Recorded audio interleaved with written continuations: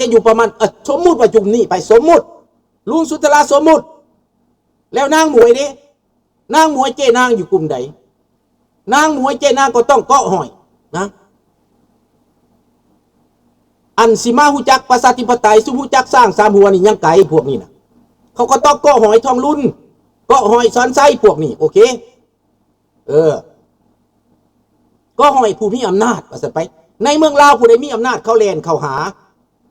อาศัยอำนาจอิทธิพลพวกนี้ต้องอาศัยอิทธิพลนี่นั่นแหละนางหมวยก็อยู่กลุ่มเจนางแต่ก่อนโจเซฟก็อยู่กลุ่มเจนางแต่มาพิษเถียงกันตอนสุดท้ายนี้ตอนสุดท้ายพิษเถียงกันตอนว่าเจนางก็ต้องเอาตัวรอด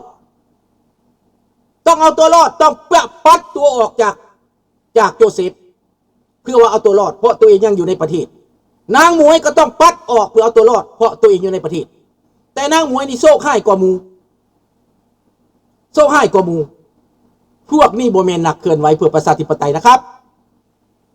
โบเมนนักเคลื่อนไหวเพื่อประชาธิปไตยเพราะเพิ่นเกิดก่อนเห็นผ่านประสบการณ์ก่อนขอบใจหลายๆนะรงเนาะดังนั้นพี่น้องคนกลุ่มนี้โบเมนนักเคลื่อนไหวเพื่อประชาธิปไตยแต่มันเป็นเวลาโอกาสในเมื่อพวกมนุษยชาตินี่ซอยก็ต้องเว้าเพื่อสิทธิมนุษย์สิทธิผู้หญิงสิทธิสตรีสิทธินั่นสิทธินี่แต่บ่ได้แม่นกลุ่มการเมืองบ่แม่นก๊กเป็นห้าการบ้านการเมืองบ่แม่นแล้วเขาอยู่ระหว่าง sometimes confuse บางครั้งเขาก็เมลังสตุดเขาเมลังชีตุดละโกลิกอังสาม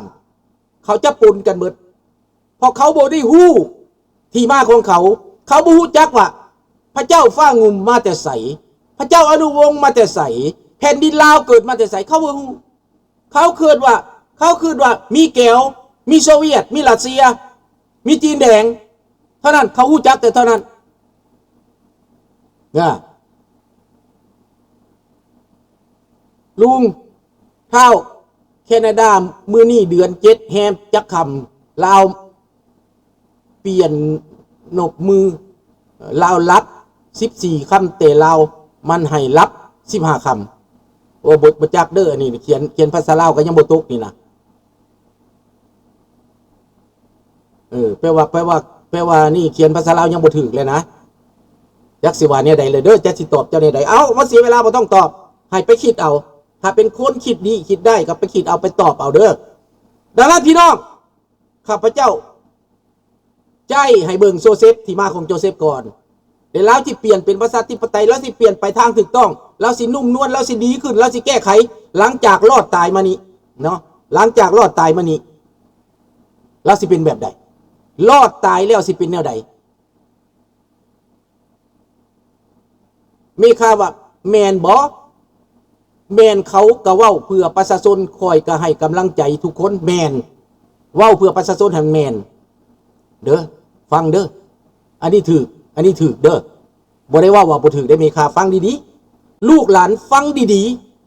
ๆแต่ยังว่าลุงให้กำลังใจโจเซฟหลังจากรอดตายมาแล้วให้ฮู้จักว่าตัวเองเป็นไผมาแต่ไสบรรพบุรุษเฮาแม่นไผคนในเมืองฝรั่งมีจักแสนบ่แม่นมีแต่โจเซฟผู้เดียวเข้าใจบ่ดังนั้นเป็นอย่างคนในฝรั่งเศสเขาบ่ซอยโจเซฟเขาบ่ปกป้องโจเซฟเขาจึงบ่ลุกขึ้นมาประท้วงเขาจึงบ่ลุกขึ้นมานั่นน่ะประณามรัฐบาล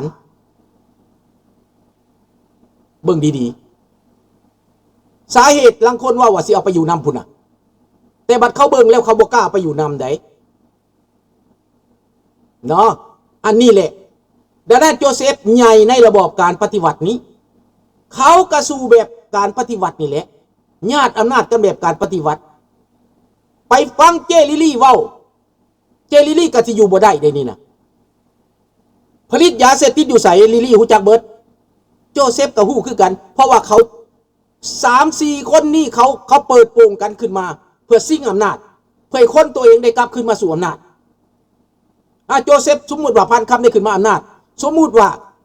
พวกนั้นได้ขึ้นมาอำนาจหรือว่าคนของโจเซฟได้ขึ้นมาอำนาจพวกนี้ก็กลับขึ้นไปลาวเขากลับขึ้นไปลาวได้พวกนี้นะบ่แตกต่างอย่างกันกับ น้องชายผู้คำน้องชายผู้คำนี่ก็ถือว่าถ้าว่าเมื่อใดได้สมบัติคืนเมื่อใดฝ่ายตัวเองได้ขึ้นมาอำนาจนายสอนชัยตกลงไปหรือทองรุ่นจงลงไปถือคนก็ตัวเองขึ้นมาอำนาจได้เงินคืนได้บริษัทคืนมันก็กลับคืนไปคือเก่านี่มันกลับคืนไปคือเก่าดังนั้นพวกนี้มาจากยาบ้ามาเฟียอิทธิพลกลุ่มก้อนต่างๆลูกน้องลูกหลานในพลในพันทั้งหมดโยเซฟนี่โยเซฟก็เป็นคนของผู้ใดผู้หนึ่งในหันแหละดังนั้นเขาบูจักเรื่องจริงพี่น้องการต่อสู้ครั้งนี้โจเซฟจึงขาดที่ปรึกษาด้านกฎหมายไปตามลำพังโดดเดียวดายในประเทศฝรั่งเศสโดดเดียวดายในการต่อสู้เขาจึงส่งคนมาปราบมาปิดปาก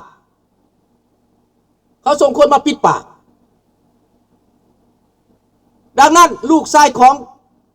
สอนไส้จึงกล้าเอาเจ้ต่างๆมาเอามาเป็นเหยื่อล่อนางหมวยก็คือกันกับปลาดุกเอาเสียบเบ็ดปลาใหญ่นะบักวิไลลาคำพ้องก็บักกันนะลูกบักสอนไส้นี่นะเอาเสียบเบ็ดนางหมวยเหมือนนางปลาเขาเสียบเบ็ดแขวนตัวเต็งล่อปลาบึกใหญ่เนี่ยสบายดีฟูแสงจันทร์ดังนั้นในทางเบิดนี่บ่มีดีจากคนเถื่อในตอนนี้ยังบ่ดีจากคนเถื่อแต่ว่าเป็นเจ้าพ่อโซเชียลนั้นโอเคเก่งในการเป็นเจ้าพ่อโซเชียลเพราะว่าเขาเปิดโปงดิในเมื่อเขาเปิดโปงกันเองโจรเปิดโปงโจรบ่แม่นนักต่อสู้เพื่อประชาธิปไตยบ่แม่นนักการเมืองบ่แม่นนักปกครองสุคนสุมีกิเลส yes ถูกต้องมีกิเลสนำกันเบิดดังนั้นเขาเปิดโปงกันเองคันเขาเปิดโปงกันเองมันก็ถึงว่าเสียประโยชน์นักฝ่ายนั้นยาเสพติดถึกมั่งถึกจับฝ่ายนี้เปิดโปงนางลิลี่ต้องได้มาอยู่ใสมาอยู่สิงคโปร์นางนี่ก็ปตปากจัดบ่สะย่อยเองก็ได้ถ้าว่ามึงยังจูกูต่อไปผัวกูจะไปยิงตีรถมึงและจัดการมึงนานอำนาจอยู่เมืองลาวต้องเอาปืนไปยิงกันไปจัดการกันไปฆ่ากันเด้ถามว่าเป็นประชาธิปไตยบ่ผลประโยชน์บ่ลงตัวฆ่ากันเลยเขาห้องว่าเป็นหยังย่าความมือสองเบ้าถือผีเห็นผีไก่หินตีนงูเห็นตีนไก่อันนั่นแหละมันคล้ายๆนั่นแหละมันบ่แม่นประชาธิปไตยถึงเจ้าจะใส่มีเดียในการเปิดโปงกันนี่แหละพี่น้อง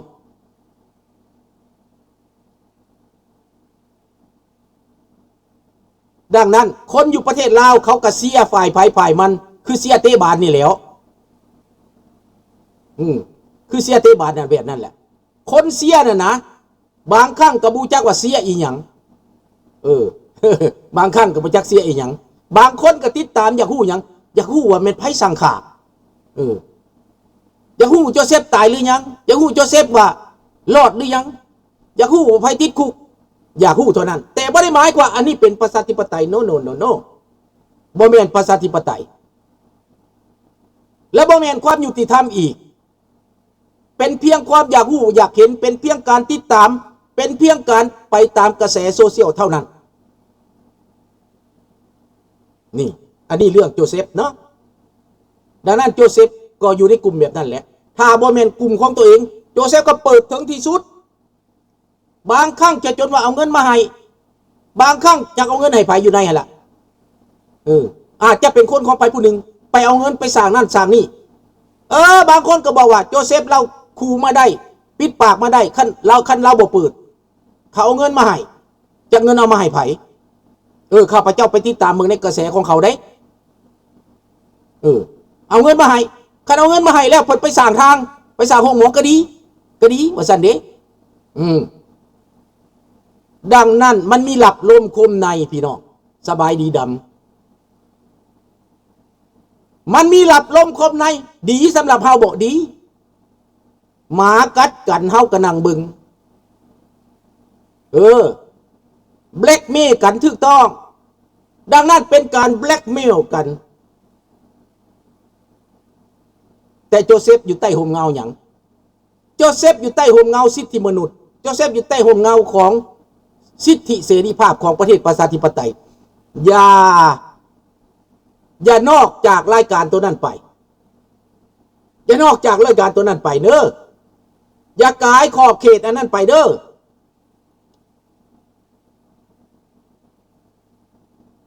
นี่แหละพี่น้อง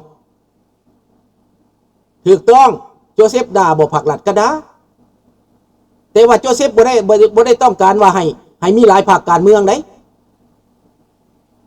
โจเซฟบ่ได้ต้องการประชาธิปไตยเด้อต้องบึ้งตัวนั้นบ่ได้แสดงออกว่าซั่นไปบ่ได้แสดงออกว่าประชาธิปไตยคือหยังนั้นแล้วบ่ได้แสดงออกนะและก็บ่ได้แสดงความสัมพันธ์กับคนลาวนอกที่หนีมานี้เราบ่ได้มีความสัมพันธ์อีหยังลึกซึ้งเด้บ่มีเด้อดังนั้นลาวกกหักของลาวนี่นะต้องมีประชาธิปไตยต้องมีความสัมพันธ์กันลึกซึ้งนี่แหละพี่น้อง they don't trust you and they don't trust them either นี่พี่น้องหลายคนเป็นกลางผิดก็ผิดถือก็ถือมีค่าฟังคักๆผิดถือมันแบบใดก็ยังบ่ทันฮู้ซ้ำหั่นน่ะต้องฟังเด้ผิดแบบใดถือแบบใดในระบอบปฏิวัตินี่นะมันผิดอยู่แล้วระบอบมันผิดและสิเอาหยังมาตัดสินใจว่าผิดถือนะมันบ่มีมาตรฐานว่าผิดหรือถือเข้าใจแล้วบ่หลานมีค่าฟังดีๆดังนั้นบ่มีอันผิดบ่มีอันถือในระบอบอันนี้นะคันเป็นคนของตัวเองก็แปลว่าถือคันบ่เป็นคนของตัวเองแปลว่าผิดเท่านั้น